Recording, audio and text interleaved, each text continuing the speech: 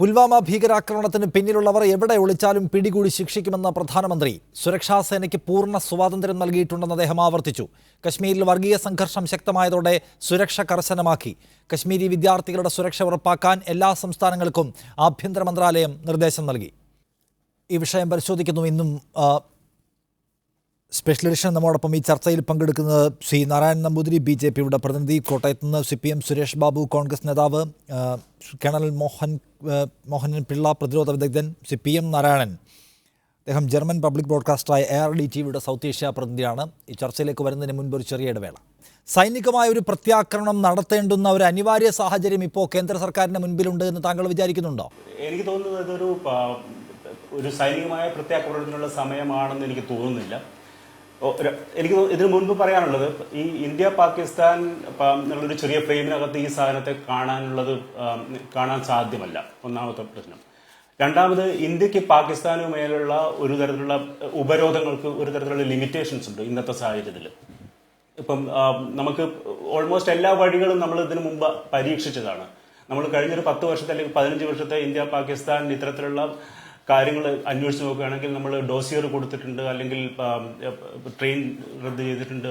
ഇത്തരത്തിലുള്ള ഓൾമോസ്റ്റ് എല്ലാ ഡിപ്ലോമാറ്റിക് സംഗതികളും നമ്മൾ ഉപയോഗിച്ചിട്ടുണ്ട് കഴിഞ്ഞ ഒരു 10-12 വർഷത്തിനുള്ളിൽ. അതുകൊണ്ട് തന്നെ പാകിസ്ഥാനിലെ സിവിലിയൻ ഗവൺമെന്റിനെ നമുക്ക് ഉപരോധത്തിലാക്കാൻ പറ്റും എങ്കിലും പാകിസ്ഥാനിനെ ഭരിക്കുന്നത് സിവിലിയൻ ഗവൺമെന്റ് മാത്രമല്ല എന്നുള്ളതാണ് ഒരു വസ്തുത. അതുകൊണ്ട് പാകിസ്ഥാനിലെ ഫ്രിഞ്ച് ഗ്രൂപ്പുകളെ, ഒരു ജിഹാദി ഗ്രൂപ്പൊന്നും അല്ല പാകിസ്ഥാനിലുള്ളത്, ഒരു 10-40ഓളം ജിഹാദി ചെറിയ ചെറിയ ഗ്രൂപ്പുകളുള്ള ഒരു രാജ്യമാണ് പാകിസ്ഥാൻ. അതുകൊണ്ട് തന്നെ ഒരു പാകിസ്ഥാൻ ഗവൺമെന്റിനെ ഒരു തരത്തിൽ നമുക്ക് ഉപരോധത്തിലാക്കാൻ പറ്റുമെങ്കിലും ഇത്തരത്തിലുള്ള ചെറിയ ഗ്രൂപ്പുകളെ നമുക്ക് ഡൽഹിയിലിരുന്നു കൊണ്ട് ഡിപ്ലോമാറ്റിക് പ്രഷറിലൂടെ നിയന്ത്രിക്കുക എന്നുള്ളത് തൽക്കാലം അത്ര എളുപ്പമുള്ള കാര്യമല്ല എന്നാണ് എനിക്ക് തോന്നുന്നത്. അല്ല, ആ കാര്യത്തിൽ അവിടെ ഉള്ള പ്രധാനപ്പെട്ട ഈ പറയുന്ന മസൂദ് അസറിനെ പോലുള്ള ആളുകൾക്ക്, ജമാഅത്ത് ഉദ്ദവ പോലെയുള്ള സംഘടനകൾക്ക് രാഷ്ട്രീയമായ സംരക്ഷണം ഒരുക്കുക എന്ന ദൗത്യം അവിടുത്തെ സർക്കാർ നിയന്ത്രിക്കുന്നുണ്ടല്ലോ. അക്കാര്യത്തിലും ഒരു സമ്മർദ്ദം നടത്തി ഈ സംഘടനകളെ കൂടുതൽ പരിമിതാവസ്ഥയിലാക്കുക എന്നത് സാധ്യമല്ല എന്നാണോ? നമുക്ക് ആ നിലയ്ക്കും പരിമിതി ഉണ്ടെന്നാണോ? സിവിലിയൻ സർക്കാരിന് പാകിസ്ഥാനിലെ ഇത്തരത്തിലുള്ള ഗ്രൂപ്പുകളുടെ മേലുള്ള നിയന്ത്രണം വളരെ കുറവാണ്. അത് പലപ്പോഴും നമ്മൾ മനസ്സിലാകാതെ പോകുന്നൊരു കാര്യം അതാണ്. നമുക്ക് ഇമ്രാൻഖാനെ വേണമെങ്കിൽ നമുക്ക് ഫ്രെയിം ചെയ്യാൻ പറ്റും, പക്ഷേ പാകിസ്ഥാനിലെ മറ്റുള്ള ഗ്രൂപ്പുകളുടെ നേതാക്കളെ, ഒന്നും രണ്ടും അല്ല അനവധി ഗ്രൂപ്പുകളുടെ നേതാക്കളെ നമുക്ക് ഫ്രെയിം ചെയ്യാൻ ഇന്നത്തെ സാഹചര്യത്തിൽ പറ്റുന്നില്ല. പിന്നെ രണ്ടാമത്തെ കാര്യം എന്താണെന്ന് വെച്ചാൽ, ഇന്നത്തെ അവസ്ഥയിൽ പാകിസ്ഥാൻ ഡിപ്ലോമാറ്റിക്കലി ഒരു ഹയർ പെഡസ്റ്റലിലാണ് നിൽക്കുന്നത്. കാരണം എന്താണെന്ന് വെച്ചാൽ, ഇന്ന് അമേരിക്കയ്ക്ക് പാകിസ്ഥാനെ ആവശ്യമുണ്ട്, ചൈനയ്ക്ക് പാകിസ്ഥാനെ ആവശ്യമുണ്ട്. ഇത്തരത്തിൽ നോക്കുകയാണെങ്കിൽ നമുക്ക് പ്രഷർ ചെലുത്താൻ, ഡയറക്ട്ലി ഇന്ത്യ നേരിട്ട് പ്രഷർ ചെലുത്താതെ മറ്റ് സോഴ്സുകളിലൂടെ പാകിസ്ഥാന് മേലെ പ്രഷർ കൊടുക്കാനുള്ള സാധ്യതകളും ഇന്ന് നമുക്കൊരു 8 വർഷം അല്ലെങ്കിൽ 6 വർഷം മുമ്പുണ്ടായിരുന്നതിനേക്കാൾ കുറവാണെന്നാണ് എനിക്ക് തോന്നുന്നത്. ഓക്കെ, ശ്രീ കേണൽ മോഹനൻ പിള്ള, ഇവിടെ ഇപ്പോൾ സൈനികമായ നടപടി കഴിഞ്ഞ എത്രയോ കാലമായി ഭീകരതയ്ക്കെതിരെ കശ്മീരിൽ നമ്മൾ സ്വീകരിച്ചു പോരുന്നുണ്ട്. ഇപ്പോഴും അതിൽ വിട്ടുവീഴ്ചയൊന്നുമില്ല. ഇപ്പോഴൊരു ഘട്ടത്തിൽ നമ്മുടെ ഒരു നിർഭാഗ്യകരമായ സാഹചര്യത്തിൽ ഒരു കനത്ത ആക്രമണം അവരുടെ ഭാഗത്തു നിന്നുണ്ടായി എന്നതേ ഉള്ളൂ. ആരെയാണ് ടാർഗറ്റ് ചെയ്യേണ്ടത്, ആരെയാണ് നേരിടേണ്ടത്, ആരെയാണ് ഇല്ലായ്മ ചെയ്യേണ്ടത് എന്നൊക്കെ നല്ല ബോധ്യം സർക്കാരിനും ആർമിക്കും ഉള്ളതാണല്ലോ. ഇവിടെ ഇപ്പോൾ ഇതിന് പ്രത്യേകമായി ഒരു മറുപടി, പ്രതികാരം ചെയ്യുക എന്ന നിലയ്ക്ക് എന്താണ് ആർമിക്ക് ഇനി പ്രത്യേകമായി അവിടെ ചെയ്യാനുള്ളത് എന്ന പ്രശ്നമുണ്ടല്ലോ. ആരെ ലക്ഷ്യം വെച്ച് ആരെ ആക്രമിക്കണം എന്ന ഒരു ആശയക്കുഴപ്പം അവിടെ ബാക്കിയുണ്ടോ?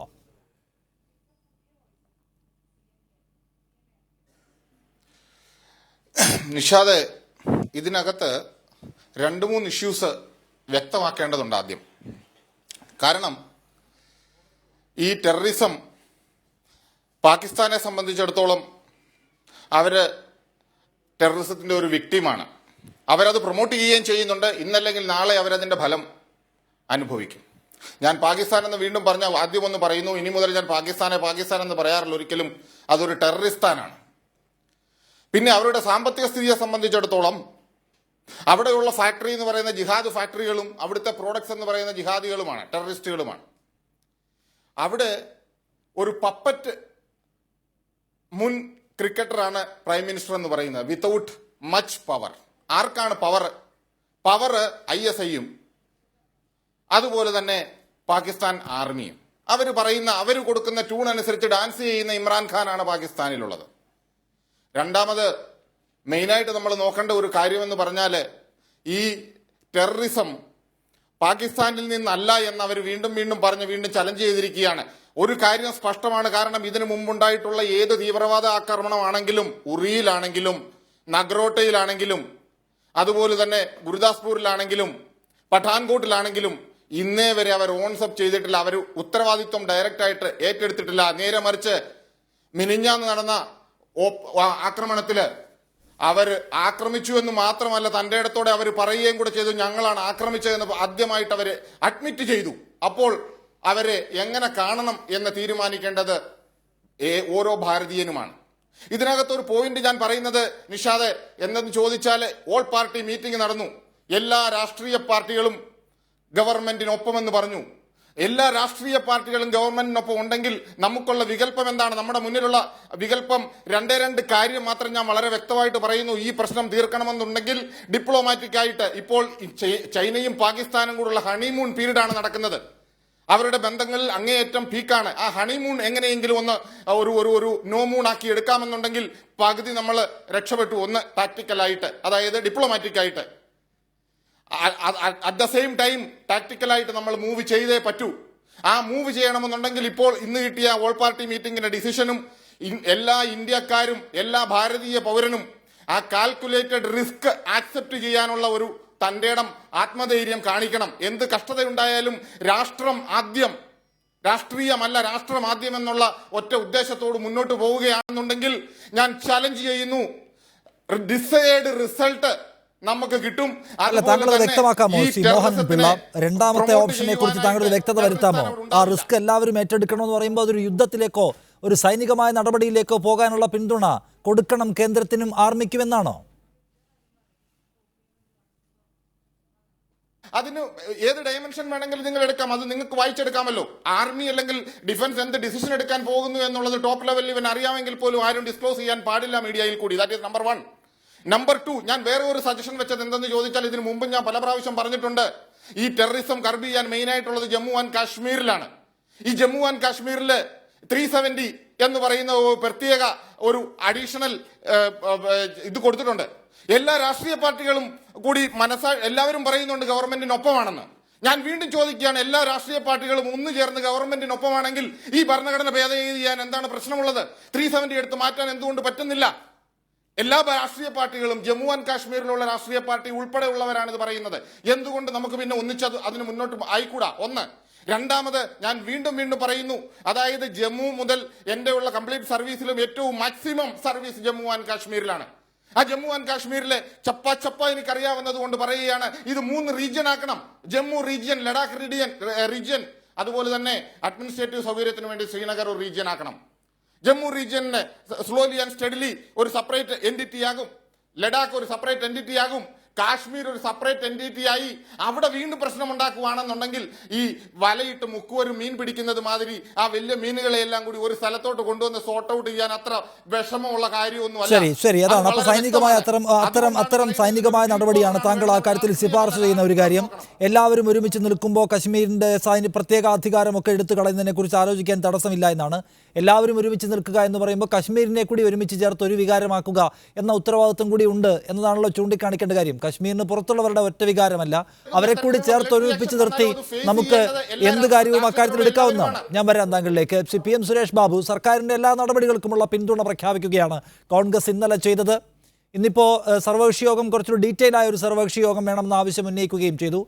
സർക്കാരിൻ്റെ ഏതു തരത്തിലുള്ള നടപടി എന്ന് പറയുമ്പോൾ സർക്കാർ അവിടെ സ്വീകരിച്ചു വരുന്ന സമീപനം നമുക്കറിയാമല്ലോ. ഈ കഴിഞ്ഞ കാലങ്ങളിൽ സൈനികമായ ഒരു സമ്മർദ്ദത്തിലൂടെ അവിടുത്തെ എല്ലാ പ്രതിഷേധങ്ങളെയും ഇല്ലായ്മ ചെയ്യുക എന്ന ഒരു സമീപനമാണ് നയപരമായി സർക്കാർ എടുത്തിട്ടുള്ളത്. പിന്നെയുള്ളതെന്ന് വെച്ചാൽ ഇനിയിപ്പോൾ ഒരു സൈനിക നടപടിയിലേക്ക് ഒരുപക്ഷെ പോയേക്കാം. അത്തരമുള്ള എല്ലാത്തിനുമുള്ള പിന്തുണയാണോ നിങ്ങൾ ഈ കാര്യത്തിൽ സർക്കാർ നൽകുന്നത് ഭീകരതയ്ക്കെതിരെ എന്ന് പറയുമ്പോൾ? അല്ല, ഇന്നലെ കോൺഗ്രസ് പ്രസിഡന്റ് ശ്രീ രാഹുൽ ഗാന്ധി പറഞ്ഞത് സർക്കാരിനും പ്രധാനമന്ത്രിക്കും ഭരണകൂടത്തിനും പട്ടാളത്തിനും കൂടെ നിങ്ങൾ നിൽക്കുകയാണ് എന്നാണ്. വളരെ വികാരപരമായി വ്രണപ്പെട്ട മനസ്സുമായി ഇന്ത്യ മഹാരാജ്യത്തിലെ ജനങ്ങൾ മുഴുവൻ നിൽക്കുമ്പോൾ അവിടെ മറ്റെന്തെങ്കിലും ഒരു രാഷ്ട്രീയം പറഞ്ഞ് അതല്ലെങ്കിൽ ഞങ്ങൾക്ക് സ്ഥായിയായുള്ള ഈ കാര്യത്തിൽ നരേന്ദ്രമോദിയുടെ ഭരണകൂടത്തിനോടുള്ള എതിർപ്പുകൾ സൂചിപ്പിച്ച് ഈ ഒരുമിച്ച് കരയുന്ന ഭാരതീയ ജനതയുടെ മനസ്സിനകത്ത് വിഭാഗീയത ഉണ്ടാക്കരുത് എന്ന ഒരൊറ്റ ഉദ്ദേശത്തോടു കൂടി തന്നെയാണ് ഞാൻ കോൺഗ്രസ് പ്രസിഡന്റ് അത് പറഞ്ഞിട്ടുള്ളത്. ഇന്നത്തെ ഓൾ പാർട്ടി മീറ്റിംഗ് സർവകക്ഷി യോഗത്തിൽ വിശാലമായ വിശദമായ ഒരു രാഷ്ട്രീയ ചർച്ച വേണം എന്നതുകൊണ്ട് ഞങ്ങൾ ഉദ്ദേശിക്കുന്നത് എല്ലാ എടുക്കുന്ന തീരുമാനങ്ങളും അപ്പടി കൈയയച്ച് പിന്തുണ കൊടുക്കുന്നതിന് പകരം വിശദമായ ചർച്ച. പാർലമെൻറ്റ് പിരിഞ്ഞു, പാർലമെൻറ്റ് ഇപ്പോൾ ഇനിയില്ല. അതുകൊണ്ട് രാഷ്ട്രീയ പാർട്ടികളുടെ യോഗത്തിലൂടെ മാത്രമേ ഒരു കോൺസെൻസസ് ഉണ്ടാക്കിയെടുക്കാൻ കഴിയുകയുള്ളൂ. ആ കോൺസെൻസസിന് വേണ്ടി ഇപ്പോൾ ഒരു വിശദമായ രാഷ്ട്രീയ കക്ഷികളുടെ ഒരു യോഗം സമയമെടുത്തുകൊണ്ട് ചേരണമെന്ന നിർദ്ദേശം കോൺഗ്രസ് വെച്ചതിൻ്റെ അർത്ഥം തന്നെ എടുക്കുന്ന എല്ലാ തീരുമാനങ്ങളോടും എടുക്കുന്ന എല്ലാ നടപടികളോടും കണ്ണടച്ചുള്ള പിന്തുണയുണ്ട് എന്ന അർത്ഥത്തിലേക്ക് പോയിക്കൂടാ. രാജ്യവും ലോകവും ആഗ്രഹിക്കുന്ന സമൂഹത്തിൻ്റെ ചിന്താഗതിക്കൊത്ത രാജ്യത്തെ വിഭാഗീയതയുടെയും വിഭജനത്തിൻ്റെയും വേദിയല്ലാത്ത തരത്തിൽ ഇന്ത്യ രാജ്യത്തെ 130 കോടി ജനങ്ങളെ ഒരുമിച്ച് നിർത്തുന്ന തരത്തിലുള്ള ഒരു തീരുമാനം ഗവൺമെൻറ്റിൻ്റെ ഭാഗത്തുണ്ടാകണം എന്ന ഉദ്ദേശത്തോടു കൂടിയാണ്. എന്നാലും പ്രയാസം അനുഭവിക്കുമ്പോൾ രാഷ്ട്രീയമായി ഒരു ഗവൺമെൻറ്റിനെ കുറ്റപ്പെടുത്തുന്ന സമീപനത്തിലേക്ക് പോകരുത് എന്ന വിശാലമായ ജനാധിപത്യ ബോധമാണ് കോൺഗ്രസ് പ്രസിഡന്റ്. അല്ല, ഈ കാര്യത്തിൽ പ്രധാനമന്ത്രി 4ാം തവണയും ആവർത്തിച്ചു പറയുന്നത് തക്കതായ മറുപടി ഉണ്ടാകും ഇതിന് എന്നാണ്. അല്ലെങ്കിൽ സൈനികരുടെ ഈ രക്തസാക്ഷ്യത്തിന് അത് വെറുതെ ആവില്ല എന്നാണ്. അപ്പോൾ ഏതു നിലയ്ക്കും സർക്കാരിന് നീങ്ങാനുള്ള സൂചനകൾ അദ്ദേഹം നൽകുന്നുണ്ട്. സൈന്യത്തിന് സമ്പൂർണ്ണമായ സ്വാതന്ത്ര്യം അനുവദിച്ചു നൽകിയിരിക്കുന്നു എന്ന് ആവർത്തിക്കുകയും ചെയ്യുന്നു. ഒരു സൈനിക നടപടി ഒരു ലഘുയുദ്ധത്തിലേക്ക് വരെ വളരാവുന്ന തരത്തിലുള്ള ഒന്ന്, അതിനെയെല്ലാം പിന്തുണയ്ക്കേണ്ടിയിരിക്കുന്ന സാഹചര്യം ഇവിടെ ഉണ്ട്. പ്രതിപക്ഷത്തിൻ്റെ കൂടെ പിന്തുണ സർക്കാരിന് കാര്യത്തിൽ ആവശ്യമുണ്ട് എന്ന് നിങ്ങൾ വിചാരിക്കുകയാണ്? അല്ല, ഒരു ലഘുയുദ്ധം എന്ന ഒരു യുദ്ധം ഉണ്ടാവുമെന്ന് ഞാൻ വിചാരിക്കുന്നില്ല. യുദ്ധമുണ്ടാവുകയിൽ യുദ്ധമായിരിക്കും. അതിനെക്കുറിച്ച് കൂടുതൽ അറിയാനും പറയാനും കഴിവുള്ള ആളുകൾ ഈ പാനലിൽ തന്നെയുണ്ട്. യുദ്ധം അനിവാര്യമാണോ വേണ്ടയോ എന്ന് രാഷ്ട്രീയ നേതൃത്വങ്ങൾ ആലോചിച്ച് തീരുമാനിക്കേണ്ടുന്ന ഒരു വിഷയം തന്നെയാണ്. യുദ്ധമാണ് ഒരു പരിഹാരം എന്ന നിലയ്ക്ക് ഇതിനെ കാണാൻ നമുക്ക് കഴിയുമോ എന്ന കാര്യവും എനിക്ക് യുദ്ധമാണൊരു പരിഹാരം എന്ന നിലയ്ക്ക് നമുക്ക് ഇതിനെ കാണാൻ കഴിയുമോ എന്നത് പ്രധാനപ്പെട്ട കാര്യമാണ്. ശ്രീ നാരായണൻ നമ്പൂതിരി, നോക്കൂ, ഇതിൽ ഭീകരനായി വരികയും ഇത്രയധികം പോലീസുകാരെ കൊല്ലുകയും ചെയ്തത് ഒരു കശ്മീരി യുവാവാണ്. പാകിസ്ഥാനിൽ നിന്ന് വന്നയാളോ അല്ലെങ്കിൽ പാക് ഒക്കുപ്പൈഡ് കശ്മീരിൽ നിന്നുള്ള ആളോ അല്ല, കശ്മീരിയായ ഒരാൾ. മരണശേഷം അയാൾക്ക് ജയ് വിളിക്കാൻ അവിടെ കുറേ അധികം യുവാക്കൾ ഉണ്ടാവുന്നു എന്നതുകൂടി നമ്മൾ കാണണം.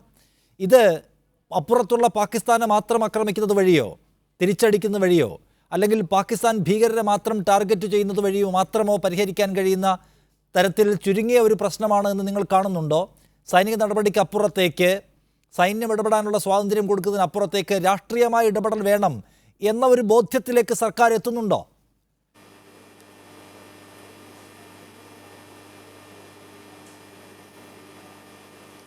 നോക്കൂ, ഇത് കാശ്മീരിലെ ഒരു ചെറുപ്പക്കാരൻ ചെയ്തതാണ് എന്ന് വളരെ അതിനെ ഒരു ലഘൂകരിച്ച് സംസാരിക്കുന്നതിൽ അർത്ഥമില്ല. കാശ്മീരിലെ ഒരു ചെറുപ്പക്കാരൻ ചെയ്യാനുണ്ടായ കാരണം എന്താ? ആ കാശ്മീരിലെ ചെറുപ്പക്കാരൻ്റെ പിന്നിൽ പ്രവർത്തിച്ചതാരാ? ജെയ്ഷെ മുഹമ്മദാണ്. ജെയ്ഷെ മുഹമ്മദിനെ ഇതിന് പ്രേരിപ്പിച്ചത് എന്താ? ജെയ്ഷെ മുഹമ്മദിൻ്റെ തലവൻ്റെ 2 മരുമക്കൾ, ആ മരുമക്കൾ കഴിഞ്ഞ വർഷമുണ്ടായ പോലീസ് ആക്ഷനിൽ, മിലിറ്ററി ആക്ഷനിൽ അവർ കൊല്ലപ്പെട്ടു. ജെയ്ഷെ മുഹമ്മദിൻ്റെ കമാൻഡർമാർ അന്നെടുത്ത പ്രതിജ്ഞയാണ്. അതിൻ്റെ ഭാഗമായി അഫ്ഗാനിൽ നിന്ന് ഇൻ്റലിജൻസ് റിപ്പോർട്ട് ഉണ്ടായിരുന്നു. അഫ്ഗാനിൽ നിന്ന് ഈ ബോംബ് നിർമ്മാണ വിദഗ്ധൻ ഇന്ത്യയിലേക്ക് കടന്നിട്ടുണ്ട്. അതിന് തെരച്ചിൽ നടക്കുകയായിരുന്നു. ആ ഇൻ്റലിജൻസ് റിപ്പോർട്ടിൻ്റെ അടിസ്ഥാനത്തിലുള്ള അന്വേഷണം നടക്കുകയായിരുന്നു. ആ അഫ്ഗാനിലെ ബോംബ് വിദഗ്ധൻ്റെ അല്ല, അതിൽ തർക്കമൊന്നുമില്ല. ഈ വന്നയാൾ തീവ്രവാദിയാണ് എന്നും തീവ്രവാദികൾക്ക് തീവ്രവാദികളെ കൊന്നതിലുള്ള ദേഷ്യമാണെന്നൊക്കെ പറയാം. അതിൽ പറയുന്നതിൽ ഒരു തർക്കവുമില്ല. പക്ഷെ ഞാൻ ചോദിക്കുന്നത്, ഇപ്പൊ അവിടെ ഈ പറയുന്ന ജെയ്ഷെ മുഹമ്മദ്, ലഷ്കർ എ തൊയ്ബ പോലെയുള്ള ഭീകര സംഘടനകൾക്ക് ഗ്രൗണ്ട് സപ്പോർട്ട് എങ്ങനെ കിട്ടുന്നു എന്നത് കൂടി നമ്മൾ പരിശോധിക്കേണ്ട വിഷയമല്ലേ എന്നാണ് ഞാൻ ചോദിക്കുന്നത്. ശ്രീ നാരായണൻ നമ്പൂതിരി, അവിടെ ഇപ്പോൾ ഹൗ ഇസ് ദ ജെയ്ഷ് എന്ന് പറഞ്ഞിട്ട് അവരുടെ ഒരു ഹാഷ്ടാഗ് തന്നെ അവിടുത്തെ യുവാക്കൾക്കിടയിൽ പ്രചരിക്കുന്നു. സൈനിക ആശുപത്രിയിൽ ചികിത്സ തേടിക്കൊണ്ടിരിക്കുകയല്ലേ? അല്ല, ഞാൻ ചോദിക്കുന്നത്, സംശയമില്ല ഭീകരരാണ് ഈ അക്രമം നടത്തിയത് എന്ന കാര്യത്തിൽ.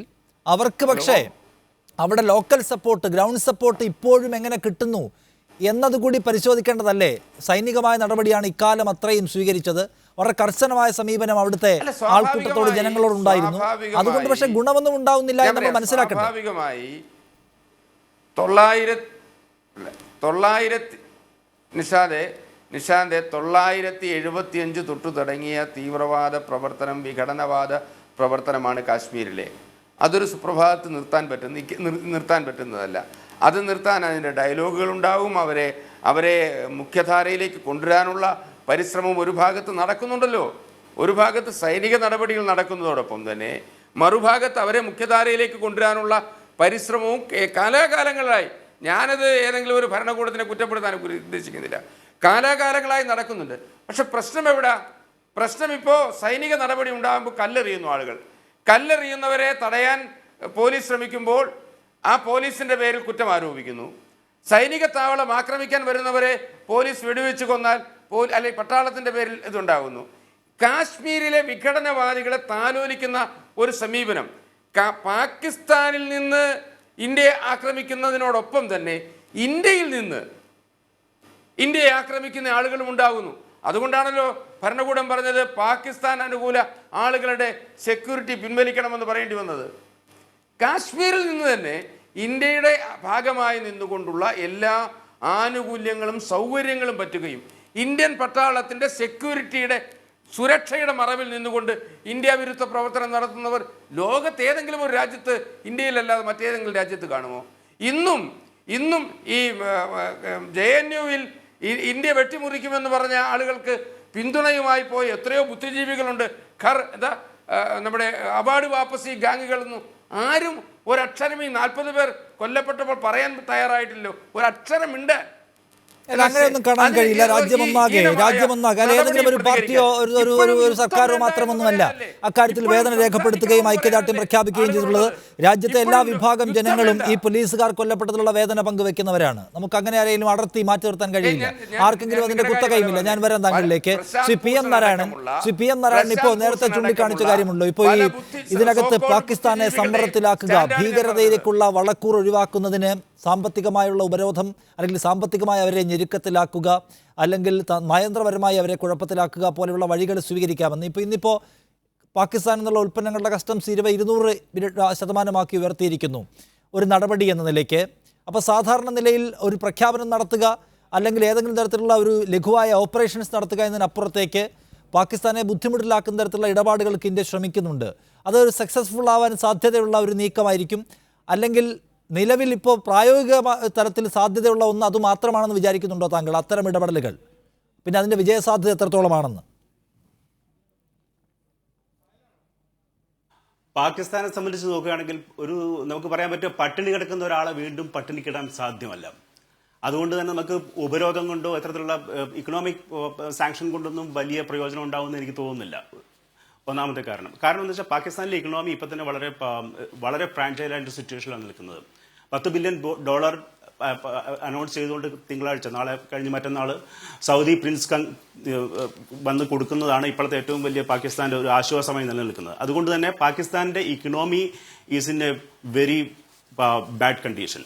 അതുകൊണ്ട് തന്നെ വീണ്ടും ഒരു ഉപരോധത്തിൽ കൂടെ വീണ്ടും അതിനെ ഷേക്കിളാക്കി ചെയ്യാൻ പറ്റുന്നുള്ളത് എനിക്ക് തോന്നുന്നില്ല. രണ്ടാമത്തെ കാര്യം, എനിക്ക് തോന്നുന്നു ഇതിന്റെ ചെറിയൊരു പ്രശ്നം നമ്മുടെ ചർച്ചയിൽ വരുന്നത്, ഇതിന്റെ ഒരു പാറ്റേൺ ശ്രദ്ധിച്ചു കഴിഞ്ഞാൽ ഈ കാശ്മീർ ക്രൈസിസിൽ കാശ്മീരിൽ ഇത്തരത്തിലുള്ള സാധനങ്ങളുടെ ഒരു പാറ്റേൺ ശ്രദ്ധിച്ചു കഴിഞ്ഞാൽ നമുക്കൊരു ഗോൾഡൻ വിൻഡോ ഉണ്ടായിരുന്നു 2004 മുതൽ 2012-13 വരെയുള്ള ഒരു കാലഘട്ടത്തിലും.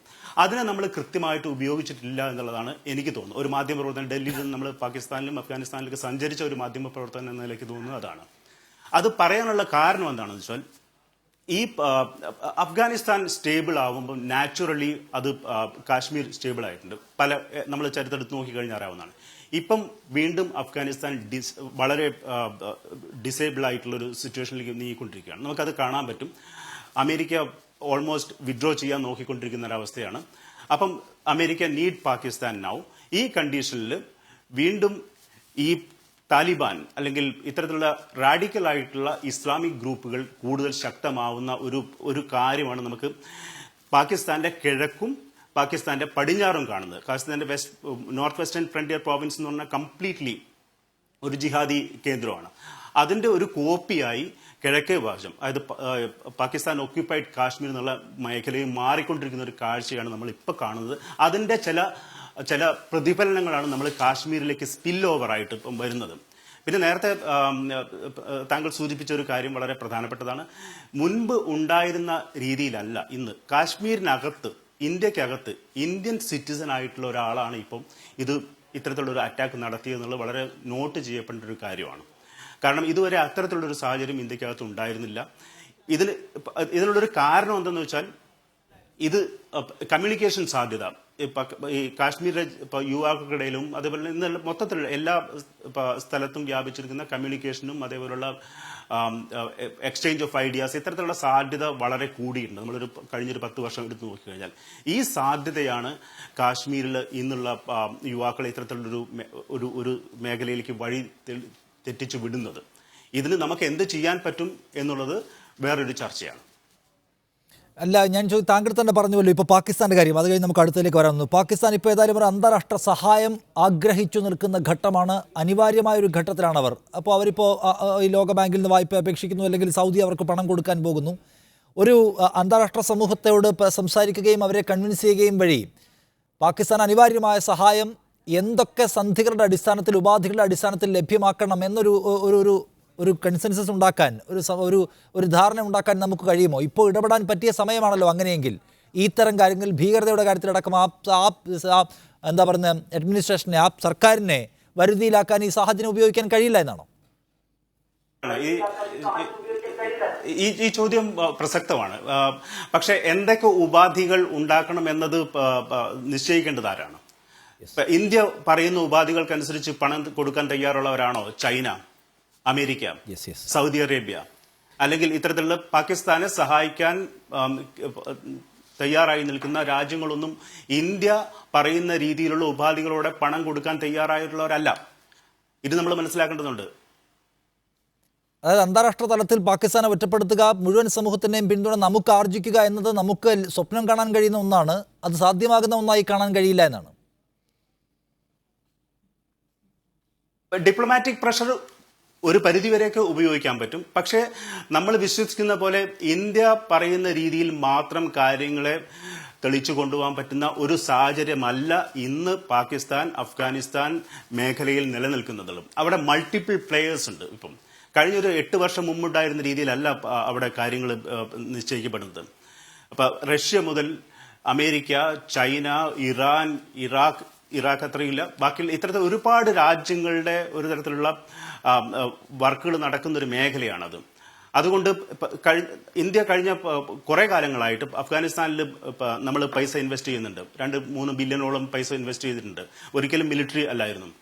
ഇപ്പോഴും അഫ്ഗാനിസ്ഥാനിൽ പോയി കഴിഞ്ഞാൽ ഒരു ഇന്ത്യക്കാരനാണെന്ന് പറഞ്ഞു കഴിഞ്ഞാൽ ഏറ്റവും കൂടുതൽ ആളുകൾ വെൽക്കം ചെയ്യുന്നത് നമ്മളെയാണ്. പക്ഷേ അതിനെ ഒരു പൊളിറ്റിക്കൽ മൈലേജിലേക്ക് നമുക്ക് എടുക്കാൻ ഒരു കാലത്തും സാധിച്ചിട്ടുണ്ടായിരുന്നില്ല. മേ ബി അവർ ഓൺ ഡിപ്ലോമാറ്റിക് പ്രോബ്ലം കൊണ്ടായിരിക്കാം അത്.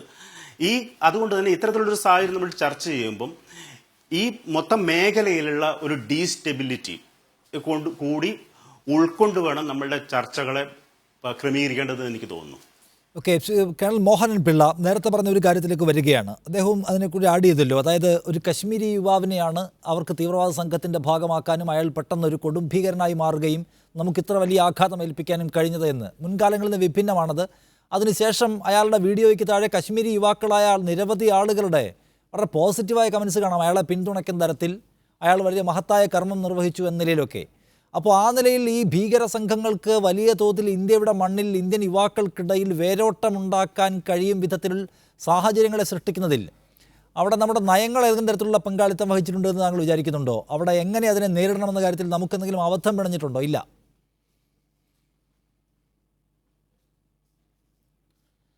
ഇതിനകത്ത് 80കളിൽ മൂർച്ഛിച്ചു വന്ന ടെററിസം ഏതാണ്ട് 2-3 വർഷം മുമ്പ് വരെ ഒരു മിനിമൈസായി വരികയെന്ന ഒരു സിറ്റുവേഷൻ ഉണ്ടായിരുന്നു.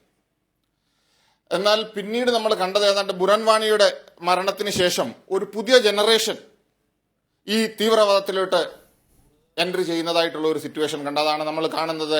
സ്റ്റോൺ പെൽറ്റിങ്ങും അങ്ങനെയുള്ള കാര്യങ്ങളെല്ലാം വന്നത്. ഇതിനകത്ത് വ്യക്തമായിട്ട് ഞാൻ PM സുരേഷ് ബാബു സാറിനോട് ക്ഷമിക്കണം, പക്ഷെ ഞാൻ ഓപ്പണായിട്ട് പറഞ്ഞേ പറ്റുള്ളൂ. കാരണം ഇതിന്റെ എല്ലാം പരമാവധി ഉത്തരവാദി എല്ലാം രാഷ്ട്രീയ പാർട്ടികളും മാത്രമാണ്. കാരണം ഇപ്പോൾ തന്നെ PM സുരേഷ് ബാബു ഒരു ഒപ്പീനിയൻ പറഞ്ഞു, എന്തെങ്കിലും ഒരു ആക്ഷൻ എടുക്കണമെന്നുണ്ടെങ്കിൽ അത് എല്ലാവരും കൂടി ചേർന്ന് വീണ്ടും ഞങ്ങൾ തീരുമാനിക്കും ഇന്ന് ചെയ്യണമെന്ന്. ഞാൻ ഒറ്റ കാര്യം ചോദിക്കട്ടെ, ഈ ലെജിസ്ലേറ്റീവ് അസംബ്ലി MLA മാരോ അല്ലെങ്കിൽ നാട്ടുകാരുടെ മാത്രം ടാക്സും മേടിച്ചിട്ട് MLA അല്ലെ MP ആയ ഒരാള് ജമ്മുവിൽ നിന്ന് ശ്രീനഗറിലേക്ക് പോകണമെന്നുണ്ടെങ്കിൽ 2-3 ജാമർ വെച്ചാണ് മേളി വരെ ചെല്ലുന്നത്. 2500 സൈനികർ പോയപ്പോൾ അവർക്ക് കൂട്ടത്തിൽ ഒരു ജാമർ ഇല്ലായിരുന്നു. ആ ജാമർ ഉണ്ടായിരുന്നെങ്കിൽ ഈ 42 പേരുടെ മരണം സംഭവിക്കുകയില്ലായിരുന്നു. കാരണം ജാമർ ഉണ്ടെങ്കിൽ അങ്ങനെയുള്ള IED പോലുള്ള ബെസ്റ്റ് ഡിവൈസ് ന്യൂട്രലൈസ് ചെയ്യാമായിരുന്നു. ഇതൊക്കെ $1 മില്യൺ ക്വസ്റ്റ്യൻസ്, ഓരോരോ ചോദ്യങ്ങൾ വരുമ്പോൾ അതിന് ഉത്തരം പറയണം. ഞാനിപ്പോൾ പറഞ്ഞിരിക്കുന്ന ഇതല്ല, ഒരു രാഷ്ട്രീയക്കാരുടെ അല്ല, ഇതാണ് ശരിക്കുമുള്ള സിറ്റുവേഷൻ. ആദ്യം മുതൽ തന്നെ ഞാൻ പറയുന്നു, സെപ്പറേറ്റിസ്റ്റിന് വേണ്ടി എന്തുകൊണ്ട് ഓശാന പാടുന്നു രാഷ്ട്രീയക്കാർ? ഒരു രാജ്യത്ത്, അതായത് ഭക്ഷണം ഒരിടത്തും കൂറ് വേറൊരിടത്തുമാണെങ്കിൽ അതിന് എന്ത് ഉത്തരമാണ് ചെയ്യേണ്ടത്? നമ്മുടെ സ്വന്തം രാജ്യത്തിൽ നിന്നുകൊണ്ട് മറ്റുള്ള രാജ്യത്ത് പോയി ഞങ്ങൾ ചർച്ച ചെയ്യണമെന്ന് പറയും. എന്തിനു ഒച്ചാനിച്ച് നിൽക്കണം? ഒന്നുകിൽ അവിടെ അല്ല ഇവിടെ, ഏതെങ്കിലും ഒരു ക്ലിയർ കട്ടായിട്ട് ഒരു ഡിസിഷൻ എടുക്കണം. രണ്ടാമത്, ഞാൻ യുദ്ധം എന്ന് പറയുന്നത് അങ്ങനെ ഒരു ഇല്ല. യുദ്ധം ഈസ് ബിയോണ്ട് ഇമാജിനേഷൻ. ഇനി ഒരു കൺവെൻഷണൽ വാർ എന്ന് പറയുന്നത് ഒരിക്കലും ഒരു രാജ്യത്ത് ഉണ്ടാകുമെന്ന് വിശ്വസിക്കാൻ പറ്റില്ല. പ്രത്യേകിച്ചും ഇപ്പോൾ പാകിസ്ഥാൻ പറയുന്നത് അവർ ന്യൂക്ലിയർ പവറാണ്, നമ്മൾ ന്യൂക്ലിയർ പവറാണ്. അതിനകത്ത് യാതൊരു ഇഷ്യൂ ഇല്ല. പിന്നെ വരുന്നത് സെലക്റ്റീവ് ആയിട്ടുള്ള, maybe we can opt for a multiple surgical strike, that is our option. ഇല്ല എന്നുണ്ടെങ്കിൽ ഒരു കാര്യം പറയുന്നത്, കാര്യം ഇപ്പോൾ ഇന്റർനാഷണൽ മീഡിയ പുറത്തുവിടുന്നു, കാര്യം ബിൻ ലാദന്റെ മാതിരി ഒളിച്ചു കളിക്കുകയാണ് അസർ മസൂദ്. ആ ഹൈഡ് ഔട്ടിൽ ചെന്നിട്ട് വേണമെന്നുണ്ടെങ്കിൽ അമേരിക്കയുടെ സപ്പോർട്ട് എടുക്കും, ഓപ്പൺ ആയിട്ട് പറയുന്നുണ്ടല്ലോ. അവിടെ ചെന്ന് അവിടുന്ന് പൊക്കിയെടുത്തുകൊണ്ട് വരണം ഈ ചെന്നായെ, എങ്കിൽ മാത്രമേ ഈ രാജ്യം നന്നാകുകയുള്ളൂ. അതിനുള്ള പൊളിറ്റിക്കൽ വില്ല് ഓപ്പൺ ആയിട്ട് കൊടുക്കണം. ഞാൻ യുദ്ധത്തിന്റെ കാര്യത്തിലോ വേറുള്ള കാര്യത്തിലോ അല്ല പറയുന്നത്.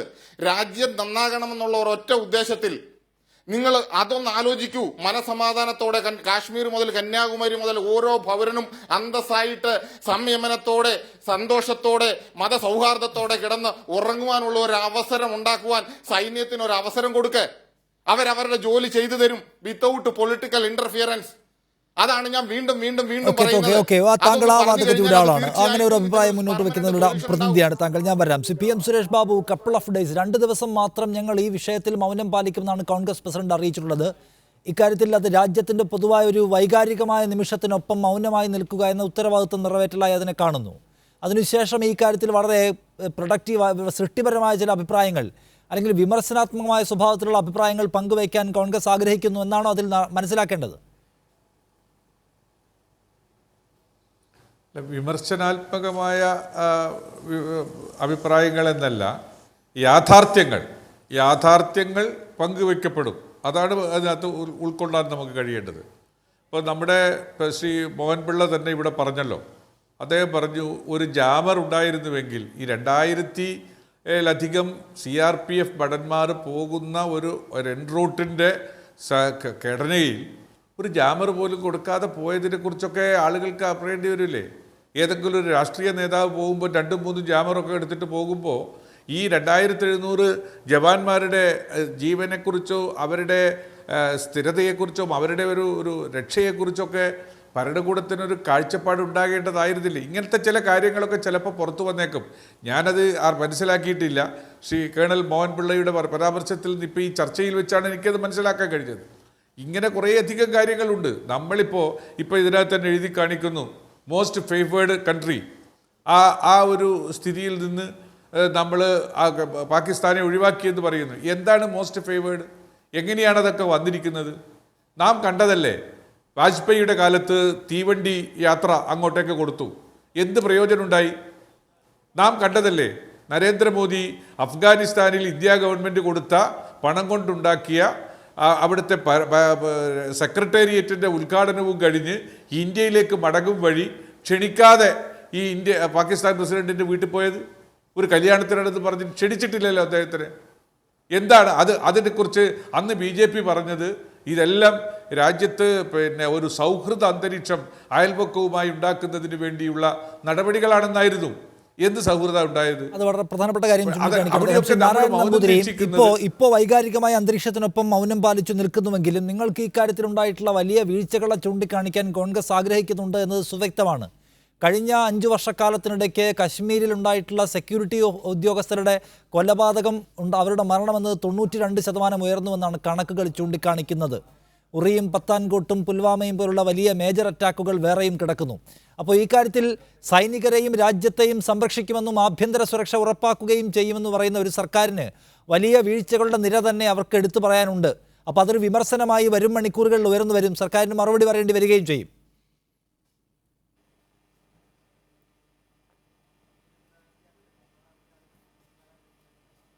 അല്ല, സ്വാഭാവികമായി സർക്കാർ ചോദ്യം ഉണ്ടായാൽ ആ ചോദ്യത്തിന് മറുപടി പറയാൻ ബാധ്യസ്ഥരാണ്. പക്ഷെ കോൺഗ്രസ് ചോദ്യം ചോദിക്കുമെന്ന് എനിക്ക് തോന്നുന്നില്ല. കാരണം കോൺഗ്രസ് ചോദ്യം ചോദിച്ചാൽ ഈ 2014 മുമ്പ് നമ്മുടെ രാജ്യത്ത് ഏതെങ്കിലും ഒരു നഗരത്തിൽ സ്വസ്ഥമായി നടക്കാൻ പറ്റുമായിരുന്നോ? ധൈര്യമായി നടക്കാൻ പറ്റുമായിരുന്നോ? നമ്മൾ കോഴിക്കോട് നഗരത്തിൽ വരെ ബോംബ് സ്ഫോടനം ഉണ്ടായില്ലേ? ഈ 2014 ശേഷം ഇന്ത്യയിൽ ഏത് നഗരമാണ് അത്തരം ആക്രമണ പരമ്പര ഉണ്ടായത്? ഞാൻ മുംബൈ മാത്രമല്ലല്ലോ, ബാംഗ്ലൂര്, കോഴിക്കോട്, ഡൽഹിയിൽ, ബീഹാറിൽ, പാറ്റ്നയിൽ, ഗുജറാത്തിൽ, ഇന്ത്യയിലെ എല്ലാ പ്രധാനപ്പെട്ട നഗരങ്ങളും തീവ്രവാദികളുടെ ആക്രമണ മുഖങ്ങളായി മാറിയിരുന്നു, ആക്രമണ സെന്ററുകളായി മാറിയിരുന്നു. ഇത് കാശ്മീരിലേക്ക് മാത്രം ഇന്ന് തീവ്രവാദം ഒതുങ്ങി. കാശ്മീരിലേക്ക് മാത്രം ഈ ഇത്തരത്തിലുള്ള തീവ്രവാദത്തിൻ്റെ അതുപോലെ തന്നെ ചില നക്സൽ ഏരിയയും ബാക്കിയുള്ള സ്ഥലങ്ങൾ വടക്ക് കിഴക്കൻ സംസ്ഥാനങ്ങൾ പൂർണ്ണമായി ഇപ്പോൾ സമാധാനത്തിൻ്റെ പാതയിലായില്ലേ? അപ്പോൾ അതൊരു ചെറിയ നേട്ടമൊന്നുമല്ലല്ലോ. ഒരു പ്രത്യേക പ്രദേശത്തേക്ക് മാത്രമായി ഈ തീവ്രവാദ പ്രവർത്തനത്തെ ഒതുക്കാൻ കഴിയുന്നു എന്ന് പറയുന്നത് തന്നെ ഇന്ത്യയുടെ സുരക്ഷയെ സംബന്ധിച്ച് വലിയ നേട്ടമാണ്. അപ്പം ഞാൻ അത്തരം ചർച്ചകളിലേക്കൊന്നും ഇത്തരമൊരു അന്തരീക്ഷത്തിൽ ഇത്തരമൊരു ഘട്ടത്തിൽ നമ്മുടെ മരണപ്പെട്ട ഞാൻ ചോദിക്കുന്നത് ഈ കാര്യത്തിൽ, അതായത് കഴിഞ്ഞ സർക്കാരിന്റെ കാലത്ത് സൈനികരുടെ തലയിറക്കപ്പെടുന്ന സാഹചര്യം ഉണ്ടാകുമ്പോഴും കേന്ദ്രം ആക്ട് ചെയ്യുന്നില്ല എന്ന് വിമർശിച്ച ആളാണ് നരേന്ദ്രമോദി. നമ്മൾ സംസാരിക്കുന്നത് സുരക്ഷാ ഭടന്മാരുടെ സുരക്ഷയില്ലായ്മയെ കുറിച്ചാണ്. കഴിഞ്ഞ തവണ നരേന്ദ്രമോദിയുടെ പ്രധാനപ്പെട്ട ആശങ്കകളിലൊന്നതായിരുന്നു. ഇവിടെ ഇപ്പോൾ കശ്മീരിൽ 93% സുരക്ഷാ ഭടന്മാരുടെ മരണം കൂടുന്നു നിങ്ങൾ വന്നതിന് ശേഷം. ഉറിയും പത്താൻകോട്ടും പോലെയുള്ള വലിയ തോതിലുള്ള അക്രമങ്ങൾ ഇവിടെ ഉണ്ടാവുന്നു. എന്തു സുരക്ഷയാണ് ഇവർക്ക്, പട്ടാളക്കാർക്ക് നിങ്ങൾ ഉണ്ടാക്കി കൊടുക്കുന്നത് ചോദ്യം വരുമല്ലോ. മരണം കൂടുന്നതോടൊപ്പം തീവ്രവാദികളുടെ എണ്ണവും കുറയുന്നു. അതെന്താ പറയാത്തത്? കാശ്മീർ വിഘടനവാദികളുടെ എണ്ണവും കുറയുന്നു.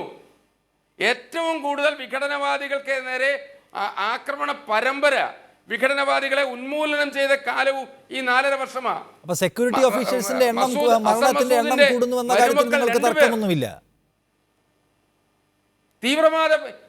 തീവ്രവാദ പ്രവർത്തനം ആരംഭിച്ച ഓരോ വ്യക്തിയും ടാർഗറ്റ് ചെയ്ത് 12 ഏറ്റവും പ്രധാനപ്പെട്ട തീവ്രവാദികളിൽ 10 പേർ ഇല്ലാതായി. നിങ്ങൾ പറയുന്നത് തീവ്രവാദികൾ ഇല്ലാതായിക്കൊണ്ടിരിക്കുന്നുവെന്നാണ്.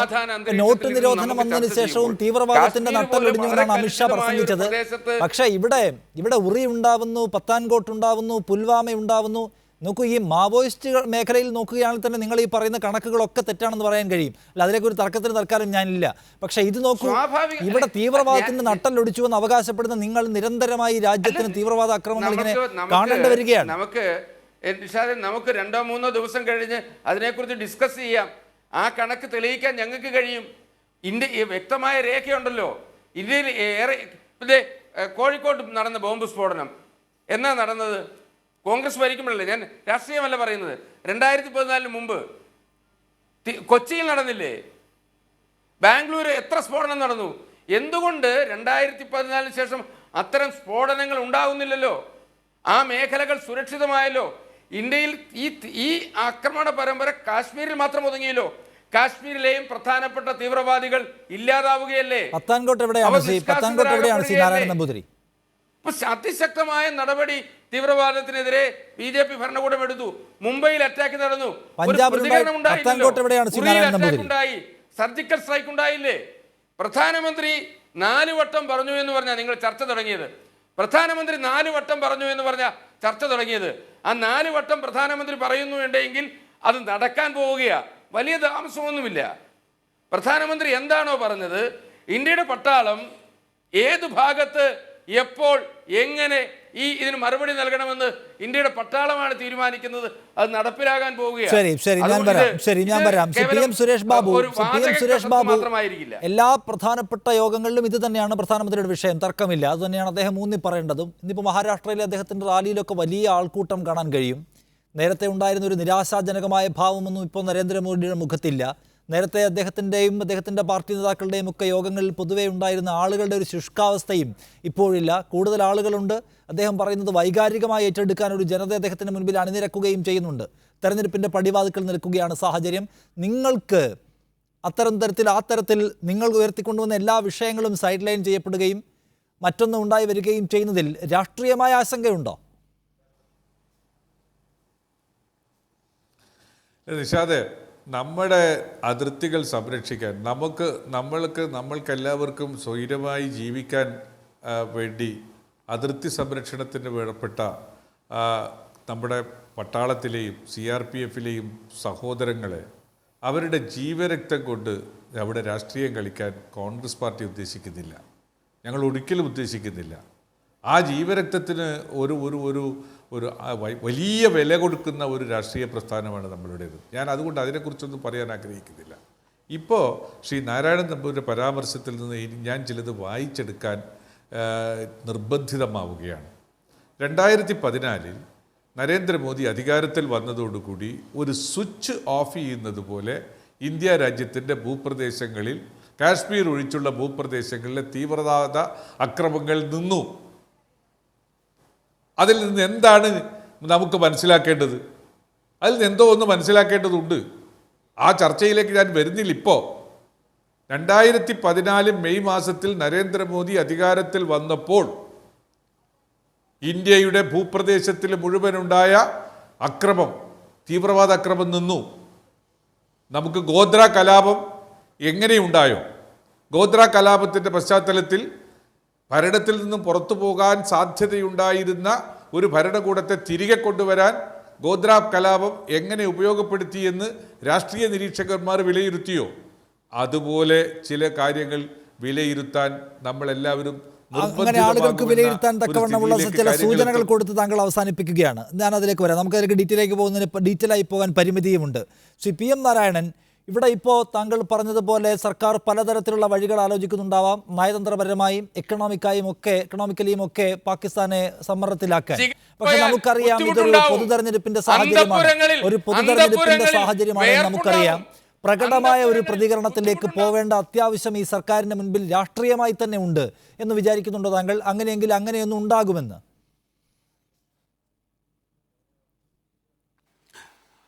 തീർച്ചയായിട്ടും പ്രകടമായ ഒരു റിയാക്ഷനിലേക്ക് സർക്കാർ പോകാനുള്ള എല്ലാ സാധ്യതയും നിലനിൽക്കുന്നുണ്ട്. പിന്നെ ഇപ്പം കോൺഗ്രസിനും BJPക്കും ഇടയിലുള്ള ഈ വെടിനിർത്തൽ 1-2 24 മണിക്കൂറൂടെ കഴിയുന്ന അത്രയും നിലനിൽക്കുന്ന അതിന്റെ സാധ്യത നിലനിൽക്കുന്നുള്ളൂ. അതിനുശേഷം ഒരു തുറന്ന തരത്തിലുള്ള പോര് ഇതിൽ ഡെവലപ്പ് ചെയ്യുന്നുള്ളത് തന്നെയാണ് നമ്മൾക്ക് തോന്നുന്നത്.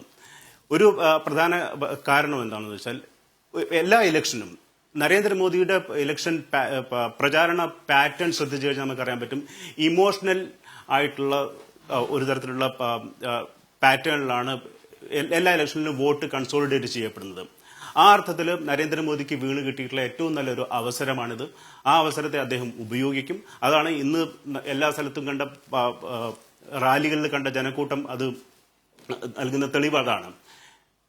ഓക്കെ, അപ്പോൾ അതാണ് താങ്കൾ ചൂണ്ടിക്കാണിക്കുന്നത്. രാഷ്ട്രീയമായി ഇത് ഉപയോഗിക്കാൻ പാടില്ല എന്ന നിർദ്ദേശം എല്ലാവർക്കും കേന്ദ്രം കൊടുക്കുമ്പോൾ തന്നെ അത് രാഷ്ട്രീയമായി എങ്ങനെ വൈകാരികമായി ഉപയോഗിക്കാമെന്നതിൻ്റെ സാധ്യത പരമാവധി നരേന്ദ്രമോദിയും അദ്ദേഹത്തിൻ്റെ പാർട്ടിയും തേടുന്നുണ്ട് എന്ന് നമ്മൾ ഈ ചർച്ച അവസാനിപ്പിക്കുന്നു. സമയപരിമിതിയുണ്ട്.